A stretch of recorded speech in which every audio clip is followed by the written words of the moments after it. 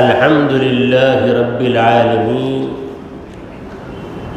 والصلاة والسلام على سيد المرسلين وخاتم النبيين سيدنا وحبيبنا وشفيعنا ومولانا محمد وعلى آله وأصحابه أجمعين. أما بعد فأعوذ بالله من الشيطان الرجيم. بسم الله الرحمن الرحيم. ثم ننجي الذين اتقوا ونذر الظالمين فيها جثيا. صدق اللہ مولانا العظیم.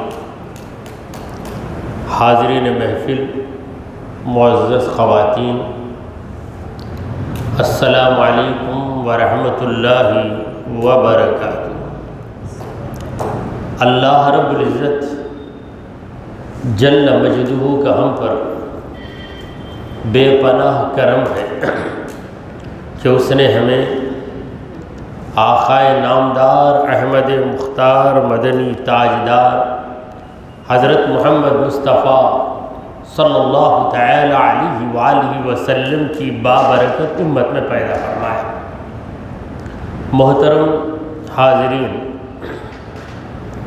جس آیت مبارکہ کی میں نے تلاوت کی ہے وہ سورہ مریم کی 72ویں آیت ہے، آیت نمبر 70 پر 2. اس سے آگے کی آیت میں اللہ رب العزت نے بتایا تھا کہ ہر شخص جہنم کے اوپر سے گزرے گا.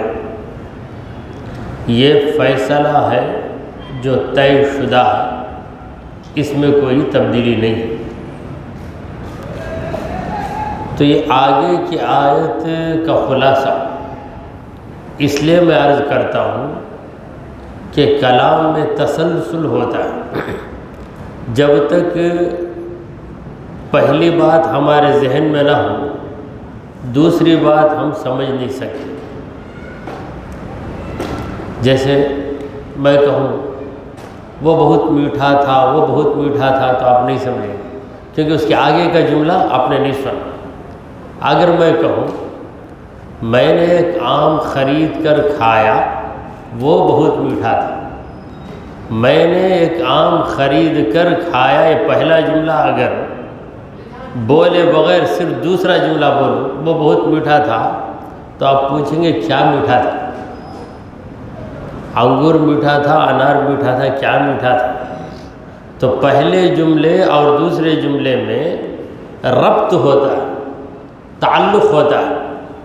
اسی لیے آگے کی آیت کا خلاصہ بیان کرنے کے بعد جس آیت کی تلاوت ہوئی ہے اس کی وضاحت میں عرض کرتا ہوں.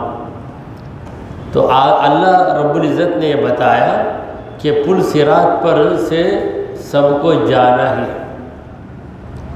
کوئی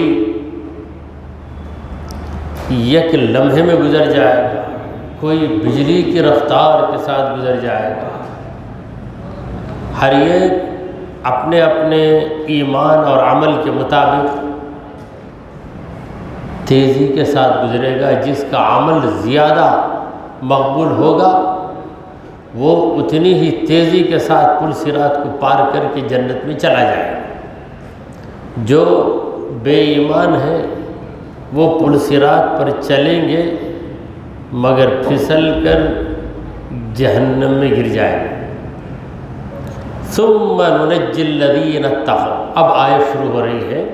پروردگار فرما رہے ہیں پھر ہم نجات دیں گے. ثم ننجی، پھر ہم نجات دیں گے یعنی بچا لیں گے الذین اتقوا، اپنے متقی بندوں، یعنی جن کے پاس تقویٰ تھا، عمل میں پاکیزگی تھی، جو رب کے لیے جیتے تھے، جو رب کی رضا کے لیے ہر عمل کرتے تھے.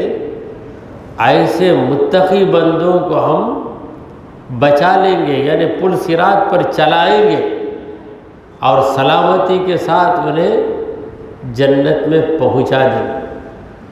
تو وہاں پر چند فرشتے ہوں گے جو ان متقی بندوں کے گزرنے کے موقع پر عرض کرتے رہیں گے، ربی سلم ربی سلم، اے پروردگار تیرے یہ بندے پل صراط جیسے خطرناک راستے پہ چل رہے ہیں، انہیں سلامتی دے دے، انہیں سلامتی دے دے۔ پروردگار تو سلامتی انہیں دینے والا ہی ہے، مگر ان کے اعزاز کے لیے، ان کی عزت کو ظاہر کرنے کے لیے رب العالمین چند فرشتوں کو مقرر کر دے گا، اور وہ فرشتے دعا میں لگ جائیں گے کہ ربی سلم ربی سلم، اے رب سلامتی کے ساتھ پہنچا دیں گے۔ وَنَذَرُ الظَّالِمِينَ فِيهَا، اور ظالموں کو ہم چھوڑ دیں گے جہنم میں، گرا دیں گے جہنم میں، جِثِيًّا، گھٹنوں کے بل گرائیں، یعنی وہ پل صراط پر چلیں گے تو چل نہیں پائیں گے، بیٹھ جائیں گے، گھٹنوں پہ آگے بڑھنے لگیں۔ کھڑے ہو کر چلنے میں جو عزت ہے، گھٹنوں کے بل چلنے میں وہ عزت نہیں۔ گھٹنوں پہ کے بل کس کو کھڑاتے ہیں؟ مجرم، خطا کار کو، کہ تو نے غلطی کی، اسے بیٹھنے کا بھی حکم نہیں دیں گے، بلکہ گھٹنوں پہ کھڑنے کا حکم دیں گے، کیونکہ گھٹنے پہ کھڑتا ہے تو خود بخود ڈاؤن ہو جاتا ہے، خود بخود وہ پست ہو جاتا ہے۔ تو ایسی ذلت، ایسی رسوائی کافروں کو، ظالموں کو دی جائے گی جنہوں نے اللہ اور اس کے رسول کی باتوں کا مذاق اڑایا۔ وَإِذَا تُتْلَىٰ عَلَيْهِمْ آيَاتُنَا بَيِّنَاتٍ، اور جب بھی ان کے سامنے ہماری آیتوں کو پڑھا جاتا ہے، پروردگار فرما رہے ہیں ہماری آیتوں، تو اللہ کی آیتیں کیا ہیں؟ اللہ کی وہ آیتیں جن کی تلاوت کی جاتی ہے وہ در حقیقت قرآن مجید کی آیتیں، اللہ کے کلام کی آیتیں ہی اللہ کی آیتیں۔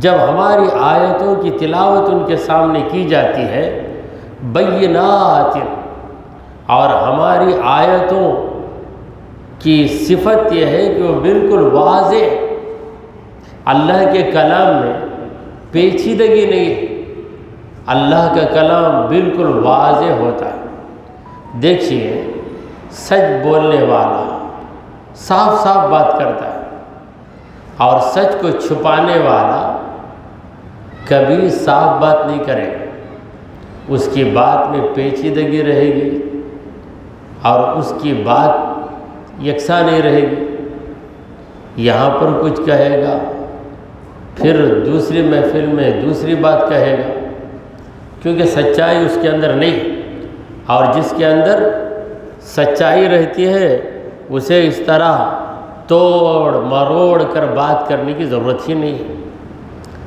تو قرآن کی آیتیں بالکل روشن، کلیئر، واضح آیتیں، تو جب اللہ کی یہ واضح آیتیں پڑھی جاتی ہیں، قال الذین کفروا، کافر کہنے لگتے ہیں، جن لوگوں کے دلوں میں کفر ہے وہ کہنے لگتے ہیں، للذین آمنوا، مومنوں سے کہنے لگتے ہیں، کفر والے ایمان والوں سے کہتے ہیں، کب؟ جب قرآن کی آیتوں کی تلاوت ہوتی ہے، تو قرآن کی آیتوں کی تلاوت اب کی جائے تو سارے مسلمان نہیں سمجھتے، جو عربی سے واقف ہے وہی سمجھے گا، یا جس کو پہلے ہی سے ان آیتوں کا ترجمہ معلوم ہے وہ سمجھے گا، مگر عرب کا ماحول یہ تھا کہ سب کی زبان تو عربی تھی، ابو جہل بھی عربی بولنے والا، ابو لہب بھی عربی بولنے والا، تو جب قرآن کی آیتوں کی تلاوت ہوتی تو قرآن کی آیتوں کا مطلب مومنوں کے ذہنوں میں اترتا، تو کافروں کے ذہنوں میں بھی اترتا، اور اب ہم زبان سے ناواقف ہونے کی وجہ سے یہ اعتقاداً بڑے ذوق و شوق کے ساتھ قرآن کی آیتوں کو سنتے ہیں، بھلے یہ آیتیں ہماری سمجھ میں آئیں یا نہ آئیں، عقیدے کی بنیاد پر۔ تو اس وقت جس کا عقیدہ نہیں ہوتا وہ بھی مطلب سمجھتا تھا، کیونکہ اس کی زبان ہی عربی تھی، اور اللہ نے عربی زبان کو چن لیا قرآن مجید کے لیے، لہذا فرمایا وَهَذَا بِلِسَانٍ عَرَبِيٍّ مُبِينٍ، یہ قرآن اس عربی زبان میں ہے جو عربی زبان بالکل واضح زبان ہے۔ تو جب قرآن کی آیتوں کی تلاوت ہوتی تو کفار مومنوں سے کہتے اَيُّ الْفَرِيقَيْنِ خَيْرٌ مَقَامًا، دیکھو دو جماعتیں، دو جماعتوں سے مراد ایک مومنوں کی جماعت ہے اور دوسری جماعت کافروں کی جماعت۔ سرکار دو عالم صلی اللہ علیہ وسلم کے زمانے میں دو جماعتیں، مسلمانوں کی دو جماعتیں نہیں تھیں، ایک ہی جماعت تھی مسلمانوں کی، کیونکہ فرقے جنم لیے نبی کریم صلی اللہ علیہ وسلم کے پردہ فرمانے کے بعد۔ پہلا اختلاف صحابہ میں آیا خلافت کے معاملے میں کہ کس کو خلیفہ بنایا جائے۔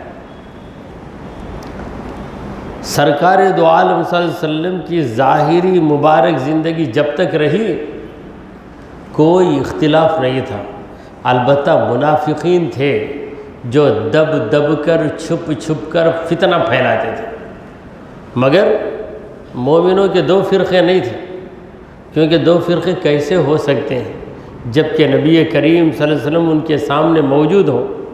جب بھی کوئی اختلاف آتا تو رسول کریم صلی اللہ علیہ وسلم کے سامنے رکھتے تو حضور اکرم صلی اللہ علیہ وسلم اس اختلاف کو دور کر دیتے۔ جب اختلاف دور ہو جاتا تو دو فرقوں کی بات کا سوال ہی پیدا نہیں ہوتا۔ تو ویسا پیارا زمانہ تھا۔ تو اس زمانے میں دو جماعتیں، ایک مومنوں کی جماعت، دوسری جماعت کافروں کی جماعت۔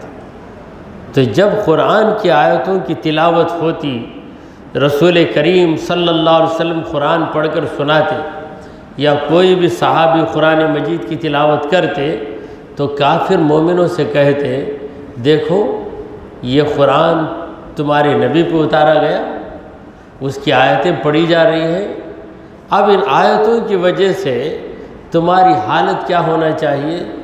بڑے بڑے بنگلے تمہارے ہونا چاہیے، زیادہ سے زیادہ سونا چاندی تمہارے پاس ہونا چاہیے، مگر حالت کیا ہے؟ دیکھو اَيُّ الْفَرِيقَيْنِ، دو جماعتوں میں کون سی جماعت خیر مقاماً، دنیاوی مرتبے کے اعتبار سے بہتر ہے، وَأَحْسَنُ نَدِيًّا، اور کس کی محفل زیادہ اچھی ہے؟ یعنی تمہارے پاس کھانے کے لیے چیزیں نہیں، ہمارے پاس دولت کی فراوانی ہے، تمہارے پاس طرح طرح کی کمزوریاں ہیں یعنی ظاہری کمزوریاں، اور ہمارے پاس بہتر سے بہتر نوجوان ہیں۔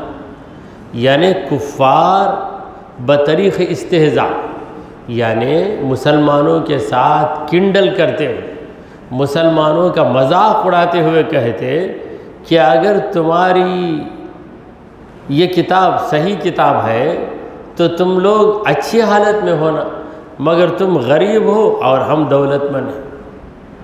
ابتدائی حالت اسلام کی ابتدائی حالت یہ تھی کہ صحابہ کرام نے اپنا گھر چھوڑا، اپنا کاروبار چھوڑا، اپنا وطن چھوڑا اور رسول کریم صلی اللہ علیہ وسلم کے ساتھ مدینہ پہنچے، اور مکے میں بھی زیادہ وہی لوگ ایمان لائے جن کی حالت مال کے اعتبار سے کم تھی۔ تو غریب مسلمانوں کو دیکھ کر کفار کہتے کہ دیکھو ہماری بھی جماعت ہے تمہاری بھی جماعت ہے، ہم میں کون بہتر ہے؟ خیر مقام، کس کا مقام بہتر ہے؟ مقام سے مراد دنیا کا مقام، یعنی تم مومن ہو، تمہارا چھوٹا گھر ہے، میں کافر ہوں، میری بڑی بلڈنگ ہے۔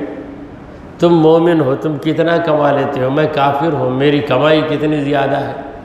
وَأَحْسَنُ نَدِيًّا، ندی کا معنی ہے ندوہ، محفل۔ تو کس کی محفل زیادہ اچھی ہے؟ یہ کافر کہتے ہیں۔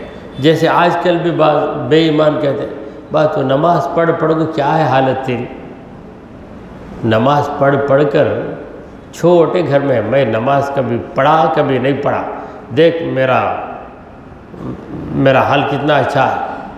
تو اس سے پتہ چلا کہ نماز نہیں پڑھنے والا اللہ کو پسندیدہ ہے، اسی لیے میری حالت اچھی ہے۔ تو نماز پڑھ کر کیا فائدہ؟ اور اسی طرح حرام خور کہتے، تو حلال کمائی بول کر تیرے پاس کچھ بھی نہیں، بھکاری بن گیا۔ میں دیکھ لوٹ لیتا ہوں، کوئی بھی طریقے کو اپنا کر میں پیسے کما لیتا ہوں، شریعت کی پرواہ نہیں کرتا، دیکھ میں اچھی حالت میں۔ تو اس طریقے سے دنیا والے دین والوں کو تانا مارتے۔ تو یہ حالت اس زمانے سے تھی۔ پروردگار نے کہا وَكَمْ أَهْلَكْنَا قَبْلَهُمْ مِنْ قَرْنٍ، ان سے پہلے کتنی قوموں کو ہم نے مٹا کر رکھ دیا۔ یہ لوگ ناز کر رہے ہیں، فخر کر رہے ہیں کہ دیکھو ہمارے پاس کیا کیا نہیں ہے، دنیا کی ساری نعمتیں ہمارے پاس۔ آج بھی جو جتنا نافرمان ہے اس کی مالی حالت اچھی ہے، کیونکہ وہ حرام طریقے سے بھی کما لیتا ہے، بلکہ حرام طریقے ہی سے کماتا ہے۔ اور جو ڈر کر حلال طریقے سے کماتا، اس کے گھر میں فراوانی نہیں رہتی، غریبی رہے گی یا وہ درمیانی پوزیشن کا ہوگا۔ تو یہ تانا مارتے تھے۔ پروردگار نے جواب دیا کہ کتنی بستیوں کو ہم نے مٹا کر رکھ دیا۔ ہم احسن اثاثا، ان لوگوں کی حالت کیا تھی؟ ان کے گھر کی چیزیں بہت بہتر تھیں، عالیشان پلنگ تھے ان کے گھر میں، عالیشان الماریاں تھیں ان کے گھر میں، اور عالیشان برتن تھے ان کے گھر میں، وریا، اور ان کا منظر بہت اچھا تھا، یعنی بڑی زیبائش تھی ان کے پاس۔ کوئی ان کے گھروں میں چلا جائے تو اس کی نظریں رک جاتی تھی چیزوں پر۔ تو ایسی بڑی بڑی دولتوں کے رکھنے والوں کو ہم نے مٹا کر رکھ دیا۔ بتاؤ فرعون سے بڑھ کر دولت مند کون تھا؟ کیا وہ دنیا میں باقی رہا؟ قارون سے بڑھ کر دولت مند کون تھا؟ کیا وہ دنیا میں باقی رہا؟ تو یہ تمہاری دولت تمہارے حق پر ہونے کی دلیل نہیں ہے۔ اللہ تعالیٰ دنیا کی دولت فرعون جیسے ظالم کو بھی دے دیتا ہے، قارون جیسے بدتمیز کو بھی دے دیتا ہے۔ تو دنیا کی دولت کی وجہ سے تم اس بات کو مت پرکھو کہ دولت جس کے پاس زیادہ ہے وہ زیادہ حق پر ہے، ایسا تم نہیں کہہ سکتے۔ تم سے پہلے بڑے بڑے دولت مند جن کے پاس ہزاروں نوکر کام کرتے تھے، مگر ان کو ہم نے مٹا کر رکھ دیا۔ قل، اے میرے مصطفیٰ آپ کہیے، من کان فی الضلالہ، جو بھی گمراہی میں ہے، جو شخص گمراہی میں ہے، گمراہی سے نکلنا پسند بھی نہیں کرتا، رسول کریم صلی اللہ علیہ وسلم کی کسی بھی بات کو تسلیم نہیں کرتا، فَلْيَمْدُدْ لَهُ الرَّحْمَنُ مَدًّا، رحمان مہربان اس کو اور ڈھیل دے دے۔ یعنی گمراہی میں جتنا بڑھتا ہے اس کی دولت بڑھتی ہے، اس کی حکومت بڑھتی ہے۔ لوگ پوچھتے کیا بھائی اللہ تعالیٰ اسے کیسا چھوڑ دیتا؟ اللہ تبارک و تعالیٰ اسے کیسے چھوڑ دیتا؟ اتنا ستاتا ہے یہ، ایسا ظلم کرتا، مگر پھر وہی کامیاب ہوتا نا؟ یہ سوال لوگ پوچھتے، تو اللہ اس کا جواب دے رہا ہے کہ ہم اسے ڈھیل دے رہے ہیں۔ جیسے کسی کو موقع دے دیا گیا ڈوری پکڑ کر چڑھنے کا، چڑھ رہا ہے، بہت اوپر چڑھ گیا، تو لوگ سمجھے کہ بہت اوپر چڑھ گیا۔ بہت اوپر چڑھنے کے بعد ڈوری کو کاٹ دیا گیا، تب وہاں سے گر کے پڑتا۔ جتنا اوپر گیا تھا اتنا زیادہ چکنا چور ہو جاتا۔ ایک 50 فٹ تک گیا تو 50 قدم تک وہاں سے گرے گا، 500 قدم اوپر چلے گا وہاں سے گرے گا تو کیا حالت ہوگی؟ وہی حالت ہوتی ہے ہر ظالم کی۔ ظالم کو اللہ تعالیٰ دنیا کی کامیابی دیتا ہے تو ظالم ظلم میں اور پھیل جاتا، بلکہ برملا یہ کہتا، کھلے لفظوں میں کہتا کہ دیکھو مجھے ظالم سمجھتے ہو، میں ہی صحیح آدمی ہوں، اسی لیے میں ہی کامیاب ہوتا ہوں، مجھے ہی زیادہ دولت مل رہی ہے، مجھے ہی زیادہ نفع مل رہا ہے۔ مولا کریم فرماتے ہیں کہ یہ ہماری طرف سے ڈھیل ہے، ڈھیل دیتے جائیں گے یہاں تک کہ وہ بہت اوپر چلا جائے گا، وہاں سے ہم اس کو گرائیں گے۔ جب گرائیں گے تو پھر اس کی آواز تک نکل نہ سکے گی۔ حتیٰ اذا رأوا ما یوعدون، یہاں تک کہ یہ لوگ جب دیکھیں گے اس چیز کو جس کا ان سے وعدہ کیا جا رہا ہے، ما یوعدون، جس چیز کا ان سے وعدہ کیا جا رہا ہے، یعنی ان سے وعدہ کیا جا رہا ہے عذاب کا، مرنے کے بعد دوبارہ زندہ ہونے کا، اما العذاب و اما الساعۃ، یا تو عذاب ہے اور یا تو قیامت ہے، یعنی دنیا ہی میں عذاب آئے گا۔ جو بہت بڑا ظالم ہوتا ہے لوگ اسے دیکھتے ہیں کہ دنیا ہی میں اس پہ عذاب آتا ہے۔ جو کئی لوگوں کو ناجائز قتل کر دیتا ہے، بہت بڑا مجرم ہے، کئی لوگوں کا قاتل ہے، ایک نہ ایک دن اس کو قتل کرنے والے لوگ آ جاتے ہیں۔ وہ بچنا چاہتا ہے مگر اسے ایسا قتل کرتے ہیں کہ اذیت دے دے کر قتل کرتے ہیں۔ اس لیے ہم دیکھتے ہیں کہ جو بہت بڑا روڑی رہتا ہے، کئی لوگوں کو ستاتا، مارتا، پیسے لیتا، ایک دن اس پر ایسا حملہ ہوتا کہ وہ تڑپ کر جان دیتا ہے، کوئی اس کی مدد کرنے والا نہیں ہوتا، اس کو بہت ذلیل و خوار کر کے اس کے دشمن مارتے ہیں، تو دنیا میں ہی عذاب آ جاتا ہے۔ ظالموں کو اللہ تعالیٰ مہلت دیتا ہے، بالآخر عذاب دنیا میں آتا ہے۔ وَإِمَّا السَّاعَةُ، یا تو قیامت آ جاتی ہے۔ جب قیامت آ جائے گی اس دن نہ کسی دولت مند کے پاس دولت ہوگی، نہ حکومت والے کے پاس حکومت ہوگی، نہ مکار کا مکر اسے ساتھ دے سکے گا۔ فَسَيَعْلَمُونَ، یہ لوگ بہت جلدی جان لیں گے، یعنی یہ مجرم بہت جلدی جان لیں گے، من ہوا شر مکان، کون برا ہے، کون زیادہ برا ہے، مکان کے معنی ہے جگہ، یعنی بری جگہ، برے مقام پر کون ہے، وَأَضْعَفُ جُنْدًا، اور کس کی فوج زیادہ کمزور ہے۔ یعنی کافر دنیا میں کہتے رہے کہ ہم بہتر ہیں، ہم بہتر ہیں، قیامت کے دن پتہ چلے گا کہ بہتر کون ہے، بدتر کون، کس کی حالت اچھی ہے، کس کی حالت بری ہے، یہ حقیقت قیامت کے دن واضح ہوگی۔ اور دنیا میں کافر کہتے تھے کہ ہمارے سپورٹر زیادہ ہیں، ہماری تائید کرنے والے زیادہ ہیں، ہماری فوج زیادہ ہے۔ قیامت کے دن پتہ چلے گا کہ کس کی فوج زیادہ ہے۔ کافروں کی طرف سے بات کرنے والا ایک سفارشی نہیں رہے گا، جبکہ مومنوں کی سفارش کے لیے انبیاء آگے بڑھیں۔ محمد رسول اللہ صلی اللہ علیہ وسلم کی شفاعت مومنوں کو نصیب ہوگی، کافروں کو مدد کرنے والا کوئی نہیں رہے۔ وَيَزِيدُ اللَّهُ الَّذِينَ اهْتَدَوْا هُدًى، اللہ زیادہ کر دیتا ہے۔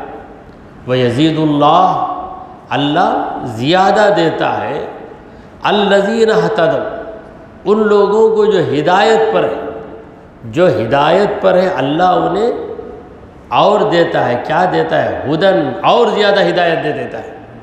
پہلے ہی سے ہدایت پر ہے، پہلے ہی سے ہدایت پر ہے، اور زیادہ اللہ ہدایت دیتا ہے. جیسے پہلے ہی سے کوئی علم والا ہے تو اس کے علم میں اور اضافہ ہوتا جاتا ہے. تو ہدایت یافتہ جو لوگ ہیں اللہ تبارک و تعالیٰ انہیں اور زیادہ ہدایت دیتا ہے. جو جو ہدایت ملتی ہے ان کی زندگی میں، ان کے رویے میں تبدیلی آ جاتی ہے. والباقیات الصالحات، باقی رہنے والی نیکیاں.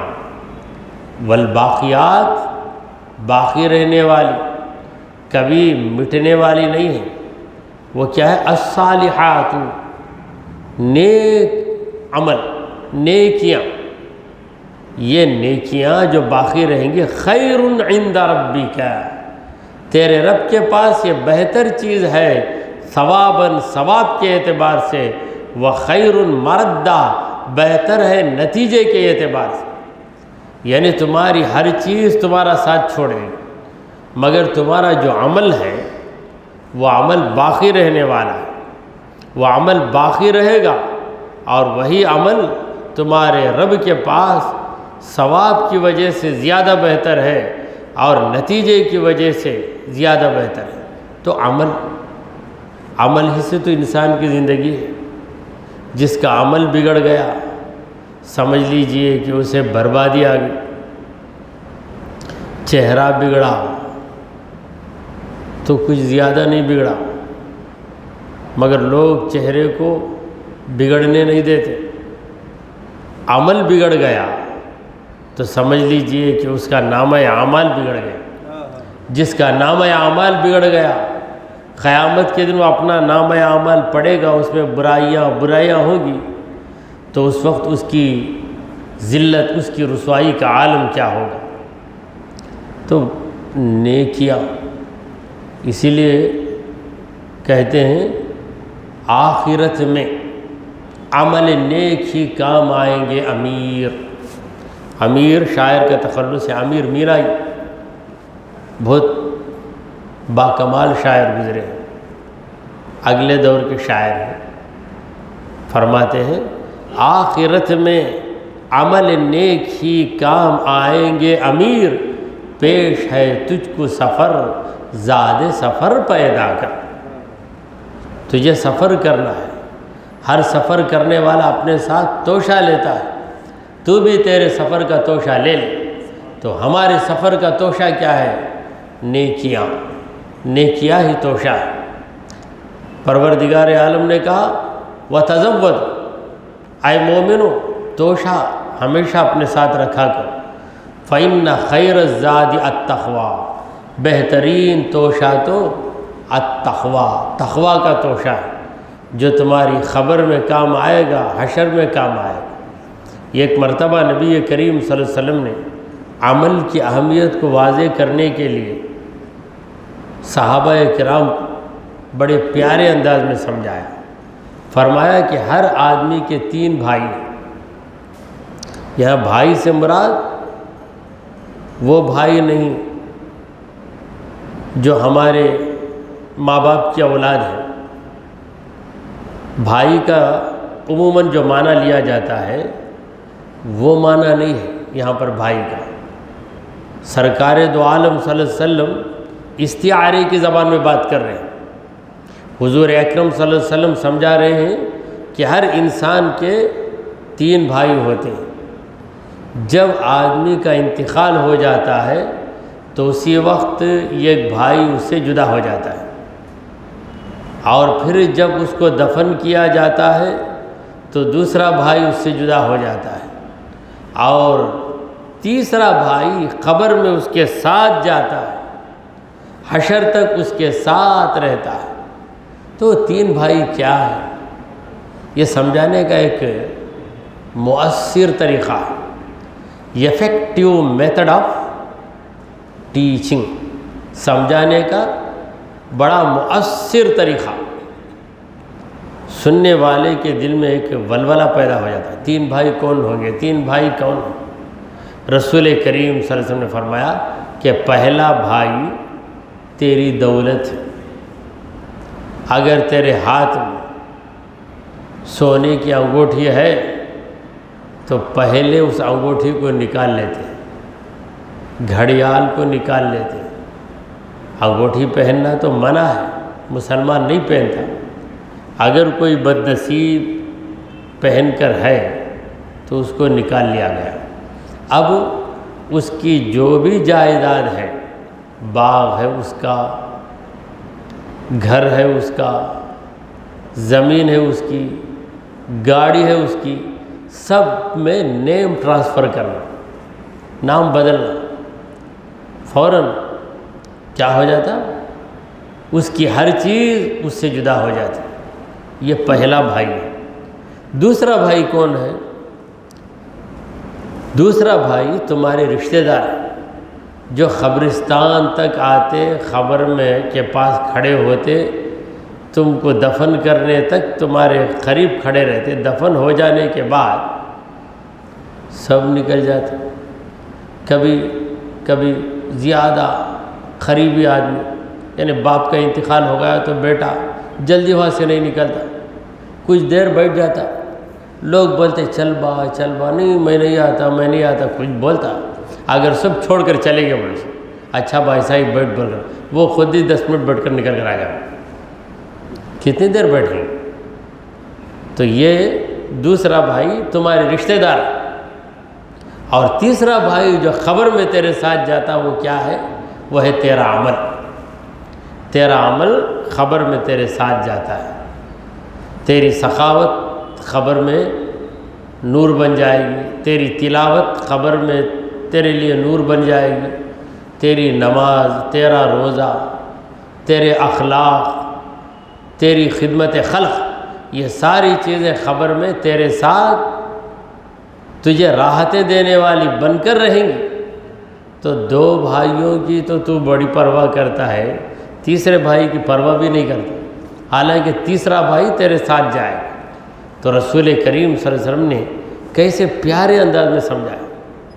ہمارے حضور کیا نہیں، ایک بہترین ٹیچر، بہترین استاذ۔ خود نبی کریم صلی اللہ علیہ وسلم نے فرمایا کہ انما بعثت معلما، یقیناً میں معلم بنا کر بھیجا گیا۔ معلم کا معنی کیا ہے؟ سکھانے والا، ٹیچر۔ دیکھیے کوئی بھی شعبہ لے لیجیے، فیکلٹی، کوئی بھی فیکلٹی، کوئی بھی شعبہ لے لیجیے، کہ ہر جگہ ہمارے نبی کریم صلی اللہ علیہ وسلم کی حیثیت امتیازی نظر آتی ہے۔ ٹیچرز ڈے ایک مقرر ہے، تو ٹیچرز ڈے میں مجھے بحیثیت مقرر کس کو نے بلایا گیا؟ تو میں نے اساتذہ سے خطاب کرتے ہوئے کہا کہ دیکھو اے استاذو، اے ٹیچروں، تم بہت مبارکبادی کے قابل ہو، کیونکہ تم استاذ ہو، ٹیچر ہو، سکھانے والے ہو۔ ہمارے نبی کریم صلی اللہ علیہ وسلم نے فرمایا کہ انما بعثت معلما، مجھے معلم بنا کر دنیا میں بھیجا گیا ہے۔ تو یہ نسبت ہے تم سے، نبی سے، تم کو نبی سے ایک نسبت ہے کہ تم ٹیچنگ کا کام کر رہے ہو، سکھانے کا کام کر رہے ہو۔ یہ اور بات ہے کہ تم معمولی چیزیں سکھاتے ہو، اور ہمارے نبی زندگی گزارنے کا طریقہ سکھانے آئے، لیکن سکھانا جو ہے وہ چیز اپنے اندر اشتراک رکھتی ہے، نسبت رکھتی ہے۔ یہ ایک شعبہ ہے ٹیچروں کا، ایک حلقہ ہے ٹیچروں کا۔ اسی طرح اس ناچیز کو ایڈوکیٹ فارم کی جانب سے تقریر کی دعوت آئی، تو وہاں پر ہم گئے، ہم نے وکیلوں سے کہا کہ اے ایڈوکیٹس، تم لوگ لا رکھنے والے، لائر، قانون رکھنے والے ہو، اس دنیا کو قانون کی کتاب سب سے پہلے دینے والے انسان محمد رسول اللہ صلی اللہ علیہ وسلم۔ ارے قانون کیا ہے؟ قانون میں دو چیزیں ہوتی ہیں، جائز ناجائز، پرمیسیبل پروہیبٹڈ۔ اس چیز کی اجازت ہے، اس چیز کی اجازت نہیں ہے۔ یہی قانون ہے۔ یہ قانون سب سے پہلے کس نے بتایا؟ اسلام کیا ہے؟ حقیقت میں ایک قانون ہے، اللہ کا اتارا گیا قانون۔ تو تم قانون سکھانے والوں، قانون بتانے والوں، قانون پہ چلنے والوں، قانون پہ چلانے والوں، تم کو میرے نبی سے نسبت بھی ہے، میرے نبی کی رہبری بھی ہے۔ تو ہمارے نبی کی شان ہی نرالی۔ کسی بھی میدان میں چلے جائیں، حضور اکرم صلی اللہ علیہ وسلم چمکتے چمکتے نظر آتے۔ ٹیچروں کے لیے بھی نمونہ، وکیلوں کے لیے بھی نمونہ، ڈاکٹروں کے لیے بھی نمونہ۔ ہمارے نبی کریم صلی اللہ علیہ وسلم نے صحت کے ایسے نسخے بتائے ہیں کہ ان نسخوں کو سن کر ڈاکٹر آج بھی حیران بھی ہے اور حضور کی باتوں پہ قربان بھی۔ سرکار دو عالم صلی اللہ علیہ وسلم نے جو عبادتیں ہم کو سکھائی ہیں، روزانہ نماز پڑھنا، ماہ رمضان میں روزہ رکھنا، نماز کے طبی فوائد ہیں، یعنی میڈیکل بینیفٹس، روزے کے طبی فوائد ہیں، جسمانی صحت کے لیے بھی روزہ مفید ہے۔ تو ڈاکٹروں کے میدان میں، ڈاکٹروں کے شعبے میں یا ان کے ڈپارٹمنٹ میں ہم جا کر بات کریں گے تو ہمارے نبی کریم صلی اللہ علیہ وسلم اعلیٰ درجے کے ڈاکٹر کی حیثیت سے نظر آئیں گے۔ وکیلوں میں جائیں گے تو اعلیٰ درجے کے لائر، بلکہ راست باز، انصاف کو قائم کرنے والے لائر ہمارے نبی کریم صلی اللہ علیہ وسلم نظر آئیں گے۔ ٹیچروں کے حلقے میں جاؤ تو بہترین طریقے سے ایک نادان انسان کو بھی، ایک ان پڑھ جاہل بیوقوف گوار کو بھی ہمارے نبی کریم صلی اللہ علیہ وسلم اس طرح سمجھا دیتے کہ وہ بات کو اچھی طرح سمجھ لیتا، اور اعلیٰ درجے کی تعلیم رکھنے والا بھی حضور کی بات سن کر ششدر ہو جاتا کہ میرا علم تو ہے ایک طرف، مگر یہ جو بتا رہے ہیں وہ میری معلومات سے بڑھ کر چیزیں بتا رہے ہیں۔ تو بہرحال حضور اکرم صلی اللہ علیہ وسلم نے جو 3 بھائی کہہ کر تمثیلی طور پر، یعنی 3 بھائیوں کو بطور مثال رکھ کر رسول کریم صلی اللہ علیہ وسلم نے دولت، رشتہ دار اور عمل تینوں کو سمجھا۔ دولت مرتے ہی تم سے جدا، رشتہ دار دفن ہوتے ہی تم سے جدا، اور عمل دفن ہونے کے بعد بھی تمہاری خبر میں تمہارے ساتھ۔ تو رب العالمین نے کہا والباقیات الصالحات، باقی رہنے والی نیکیاں خیر عند ربک ثوابا وخیر مردا، تمہارے رب کے پاس ثواب کے اعتبار سے بہتر ہے اور نتیجے کے اعتبار سے، رزلٹ کے اعتبار سے بہتر ہے۔ افرأیت الذی کفر بآیاتنا، کیا تم نے دیکھا، کیا تم نے دیکھا ہے اس کافر کو جس نے ہماری آیتوں کا انکار کر دیا؟ وقال، اور کہنے لگا لأوتین مالا وولدا، مجھے اور زیادہ دولت دی جائے گی، مجھے اور زیادہ اولاد ملے گی۔ مکے میں ایک کافر تھا ابی بن خلف، امیہ بن خلف بھی ایک کافر تھا، ابی بن خلف ایک کافر تھا۔ خباب نام کے ایک صحابی تھے، ان سے قرض لے لیا ہے۔ کون لیا؟ ابی۔ کبھی حیثیت والا آدمی بھی کم حیثیت والے سے قرض پوچھتا ہے، کروڑ پتی ہے، ضرورت پڑ گئی، ایک 5,000 سے میری مدد کر دو، میں 8 دن میں دے دوں گا۔ تب یہ دیکھتا ہے یہ تو کروڑ پتی ہے، کسی وجہ سے انہیں اب ضرورت پڑ گئی، اسے کہتے ہیں ارجنٹ نیڈ، تو اسے دے دینے میں کیا ہے۔ تو حضرت خباب کے پاس قرض لے لیا یہ کافر۔ تو قرض لینے کا مقصد ہی اس کا یہ تھا کہ قرض لے کر ان کو ستاؤں گا۔ لے لیا، خباب دے دیتے ہیں، وعدہ پورا ہو گیا نہیں دیتا، جا کر پوچھے تو حضرت خباب سے بولتا ہوں کافر ابئی دیکھ بابا، تیرے نظریے کے حساب سے میں بات کرتا ہوں، یعنی تیرا جو عقیدہ ہے اس عقیدے کے مطابق میں زندگی بھر تجھے نہیں دے سکتا، مگر مرنے کے بعد ضرور دے دوں گا تجھے۔ وہ کیا بھائی مرنے کے بعد کیسا دے گا؟ تو اتنا بولے گا، تو ہی بول رہا ہے نا مرنے کے بعد دوبارہ زندہ ہوں گے، میں تو نہیں بولتا نا۔ مرنے کے بعد دوبارہ زندہ ہونے والے ہم، مرنے کے بعد اللہ ہم کو دوبارہ زندہ کرے گا، یہ کون بولتا؟ تو بولتا۔ تو اس کا مطلب تجھے بھروسہ ہے مرنے کے بعد بھی زندہ ہو جائیں گے، میں مر کر زندہ ہو جاؤں گا نہیں تب تجھے تیرے پیسے واپس کر دوں گا۔ ان کو ستانے کے لیے پھر انہوں نے کہا اچھا مر گئے بعد تیری حالت ایسی رہے گی کیا؟ اس وقت تو قرض تو واپس نہیں کر سکتا، قرض واپس نہ کرنے کی سزا تجھے ملے گی۔ ایسا نہیں ہے، دیکھ دنیا میں تو کتنا مالدار ہے، تیرے پاس کتنے پیسے ہیں، تیرے پاس زیادہ سے زیادہ 1000 روپے ہیں، میرے پاس کئی لاکھ ہیں، دنیا میں میں بہت بڑا مالدار ہوں، تیرے بیٹے کتنے ہیں، میرے کتنے زیادہ بیٹے ہیں، میرے بچے کتنے زیادہ ہیں۔ تو مرنے کے بعد تیرے کہنے کے مطابق، اکارڈنگ ٹو یور بلیف، تیرے عقیدے کے مطابق پھر میں زندہ ہو جاؤں تو دوبارہ مجھے دولت ملے گی، تو اس وقت آ کر میرے سے وصول کر لے پیسہ۔ تو اس طریقے سے حضرت خباب کو ستانے لگا، لَأُوتَيَنَّ مَالًا وَوَلَدًا، مرنے کے بعد جب زندہ ہو جائیں گے تو بھی زندہ ہوگا میں بھی زندہ ہوں گا، تو یہی عقیدہ رکھتا ہے نا۔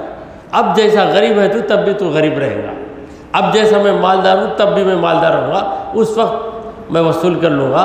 تو آخرت کی زندگی بہتر زندگی بولتا ہے نا، تو آخرت میں تجھے زیادہ ضرورت رہے گی پیسوں کی، وہاں آ کر میں تیرا قرض واپس کر ڈالوں گا، تجھے بہت فائدہ ہوگا۔ اس طریقے سے حضرت خباب کو ستایا۔ اللہ تعالیٰ فرما رہا ہے اطلع الغیب، کیا غیب کو یہ جھانک کر دیکھ لیا مرنے کے بعد اسے زیادہ دولت ملے گی؟ مرنے کے بعد کیا حالت ہوگی؟ ننگے بدن رہے گا، سر اوپر کی طرف ہوگا، نگاہیں اوپر کی طرف ہوں گی۔ کیا یہ غیب کو جان لیا؟ ام اتخذ عند الرحمن عہدا، کیا رحمان کے پاس یہ وعدہ لیا ہے کہ مرنے کے بعد بھی مجھے دولت دے گا تو، مرنے کے بعد بھی اے پروردگار اولاد دے گا تو؟ ایسا رحمان سے اس کی کچھ پرامس ہوئی ہے کیا؟ کچھ عہد لیا ہے کیا؟ یہ سوال کرنے کے بعد اللہ نے کہا کلا، ہرگز ایسا نہیں ہے۔ یہ ظالم کو کیا اللہ وعدہ کیا ہے مرنے کے بعد دوبارہ تجھے دولت ملے گی؟ نہیں، مرنے کے بعد حالت ہی کچھ اور ہو جائے گی، وہاں نہ دولت ہوگی نہ اولاد کام دے گی، بلکہ باپ کو دیکھ کر بیٹا بھاگے گا، بیٹے کو دیکھ کر باپ بھاگے گا، یہ نوبت ہو جائے گی۔ وہاں پر دوست کو دیکھ کر دوست بھاگے گا کہ کہیں یہ میرا عمل نہ چھین لے، ہر ایک کو اپنا اپنا عمل بچانے کی فکر لگی رہے گی۔ تو یہ ایسا مستی خور ہے کہ اس کے اندر کفر کی چربی کام کر رہی ہے، لہذا ایک غریب مسلمان کو ستا رہا ہے۔ اسے پیسوں کی ضرورت نہیں، یہ دولت پر ہے، مگر جب پیسہ پوچھا تو انہوں نے اخلاق کے اعتبار سے کہ بھائی چلو مالدار ہے، چھوٹی سی رقم پوچھتا ہے دے دے، لیکن لینے کے بعد کئی دن ہو گئے نہیں دیا، تو جب پوچھتے گئے تو بولے ابھی ٹائم ہے نا با، مرنے کے بعد دے ڈال تمہیں، مرنے کے بعد تو اتنا بولتا مرے بعد زندہ ہوں گے، میں کیا بولا ایسا؟ اللہ فرماتا ہے سنکتب ما یقول، وہ جو بولتا ہے یہ کافر ابی ابن خلف، ہم اسے لکھ رہے، ہمارے فرشتے لکھ رہے، وَنَمُدُّ لَهُ مِنَ الْعَذَابِ مَدًّا، ہم اس کے عذاب کو اور دراز کر دیں، پہلے ہی سے وہ عذاب کا حقدار ہے۔ یہ جو ستایا ہے یہ غریب مسلمان کو، اس لیے اس کے عذاب کو ہم اور بڑا کر دیں گے۔ وَنَرِثُهُ مَا يَقُولُ وَيَأْتِينَا فَرْدًا، وہ جو دعویٰ کر رہا ہے کہ میرے پاس یہ دولت ہے، جائیداد ہے، یہ ہے، اس سب کے ہم وارث بن جائیں گے۔ وہ تو مر جائے گا، وارث ہم بنیں گے، ہم ہی مالک رہیں گے اس کی ساری دولت کے۔ وَيَأْتِينَا فَرْدًا، اور ہمارے پاس کیسا آئے گا؟ فردن، اکیلا آئے گا، نہ دولت ہوگی اس کے پاس، نہ حویلی ہوگی اس کے پاس، نہ زمین ہوگی اس کے پاس، نہ سونا ہوگا نہ چاندی ہوگا، اکیلا آئے گا۔ تو یہاں تک بس کرتے ہوئے دعا کیجئے کہ پروردگارا، ہم نے جو کچھ کہا اور سنا اسے قبول فرما لے۔ اے اللہ، ہمارے گناہوں کو معاف فرما، ہماری خطاؤں کو درگزر کر دے۔ اے رب العالمین، ہم پر تیری رحمتیں نازل فرما۔